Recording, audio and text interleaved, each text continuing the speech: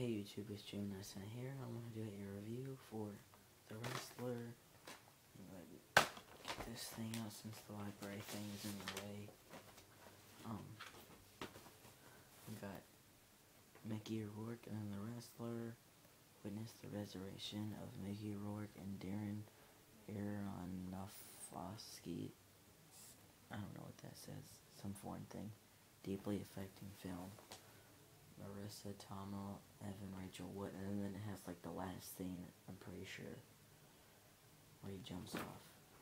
Top rope, and then there's the side. There's the disc. Him and his daughter sitting on this thing. Scene from the movie. And then there's him wrestling at WXW. I think that's what the company was called there. But I'll talk more about that in just a second. A great actor in a great movie. Peter Travers, Rolling Stone. Mickey Rourke gives the performance of a lifetime as Randy the Ram Robinson, a former professional wrestler now paying the price for 20 years of grueling punishment in and out of the ring. But he's about to risk everything to prove he has one more match left in him. Restaging his famous Madison Square Garden bout against the Ayatollah. No, that's not Chris Jericho, the Ayatollah of Rock and Roll. Darren Aronofsky directs a powerful cast in this action-packed saga of guts, glory, and gritty determination that is as irresistible as a headlock New York Post. Special features within the ring and no holds barred one-on-one with wrestlers and filmmakers. Special features, and there is a King Kong Bundy and Tony Atlas. They were talking about them. R-Truth was even in this, so this must have been right before he came back to WWE, or I don't know. But yeah, and then there's some of the pictures. Him in the middle of the ring, his daughter, him and the Ayatollah dude, and like his. I'm not gonna talk about her right now. That's more after the story. But yeah. Starts off with like the thing where it's like showing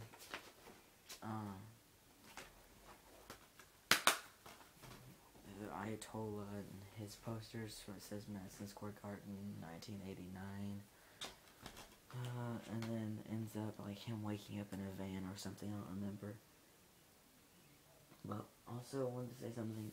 This goes through a bunch of independent companies. And it said 37 days or 35 days it took to make this film, and on the weekends they were at the indie wrestling shows. They even went to Ring of Honor, and I saw Roderick Strong, I think, and El Generico. They were on this. Mickey Rourke, or Randy the Ram, actually fought Negro Butcher in CZW, in like the movie. And these were actually at the shows. Like they did part of it and then they went on to the next match. But this shows him buying drugs. This is pretty much a movie bashing wrestling, showing the bad side, sex, drugs, alcohol, and not seeing your family. He buys drugs and stuff from this one huge dude. It shows him doing drugs and stuff in his van. And then, like, he, like, passes out, and then these kids are waking him up and, like, banging on the door. And they're like, Randy Ram, wake up! And he gets out, and he, like, starts yelling and grabs the kids and yells wrestling moves. And then they all, like, jump him, and then he walks away. He even yells outside the window one time when he actually is in the house. He's like, hey, little boys, you wanna... He was like... He like yelled at some kid, and he's like, you want to play Nintendo? And the kid's like, you got Call of Duty 4? It was funny. And he was that guy, he was his guy, Randy the Ram, and then he fought the Ayatollah dude. And then, he went to the strip club like 80 times. And he like, fell in love with this girl named Cassidy. and she didn't really want to fall in love with the customer. She said some parts of it, but like she didn't really want to, but like there she is. She like likes him, but she doesn't want to fall in love with a customer, and she says she doesn't want to have a dad or a husband as a customer or whatever, and she has a son and stuff. And then he like goes to some club, and like some girl was like, I want to do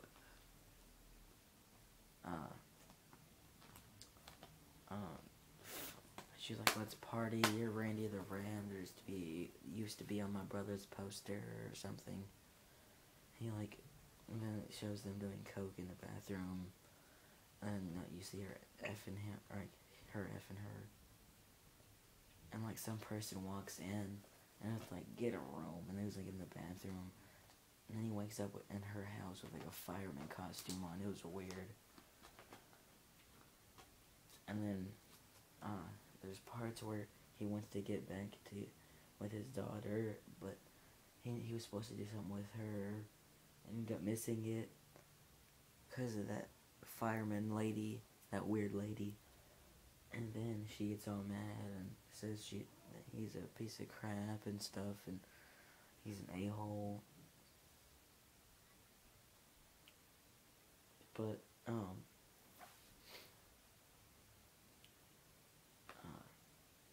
they have some good parts together. They're like walking around, and they go sit on the bridge thing that's on the disc.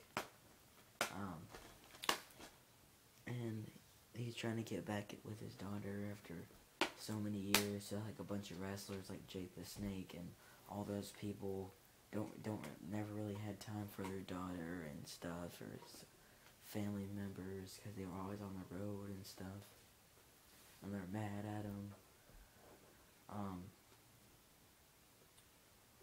I watched this movie all the way through because I'm a wrestling fan. I wanted to see what it really was, and I knew that people said it wasn't really good. Anyways, it was a cheap budget film, what the directors were saying.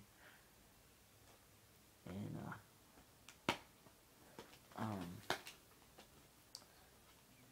they even had Slash do something with a guitar. Like he had made a little song or played for a part. Like he was playing it on some part in the movie, like as like background music, I guess. And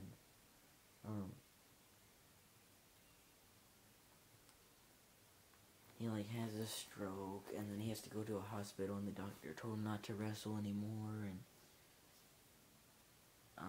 then he gets a job at some like supermarket, whatever, and he it's like a meat person. He like is in the back where the meat is, and then he's moving boxes and stuff, and then some guy was like, hey, you look like when he was at the meat cutter, and he was like, hey, you look like Randy the Ram, and he was like, but older. He was like, are you sure you're not Randy the Ram? And he's like, no. He's like, you look like him, but older. And then he looked down at the meat grinder and like shoved his thumb in it, and he said, F this, I'm leaving. And then he like threw some cheese at some lady. It was weird, and there was blood everywhere. And then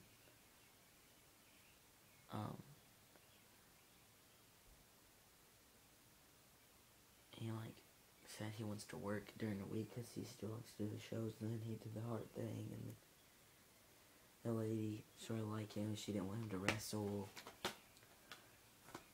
She helped pick out a jacket for his daughter,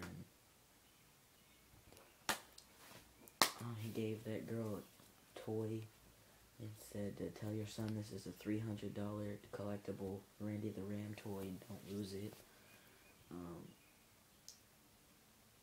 Trying to think what else there is. I'm trying not to tell the ending. I'm trying to think some of the other stuff. Can't really think of anything else. But at the end, he does his speech like, I'm not gonna quit wrestling even if the doctors tell me to. I'm only gonna quit when you guys tell me to. and this was at the Ring of Honor show, I think. And and then he ends up fighting, and then like he's like holding his heart, and like Ayatollah dude's like, just pin me already. And then he goes up to the top rope, he jumps, he's in midair, and then it just ends. Like that's all you see, and then like this, and then it goes to the credits. But it doesn't really go to the credits. There's like a black screen, and then it's the credits. It's like black for a minute or two, playing some Bruce Springsteen song or whatever. The Wrestler music video written and performed by Bruce Springsteen. That song. But I did like the Within the Ring thing, the special feature, the No Holds Barred one-on-one with the film, with the wrestlers and filmmakers. But I'm not really a fan of this movie. It pretty much bashes wrestling, shows all the bad sides, and really nothing good about it. But it was a decent movie. I only really watched it because I really wanted to see all about it, and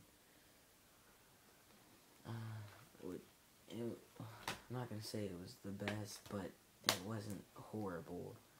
There were some entertaining parts, but overall I give this a 5 out of 10. Just because it makes wrestling look even horrible. This was after Benoit died, so this made wrestling even worse.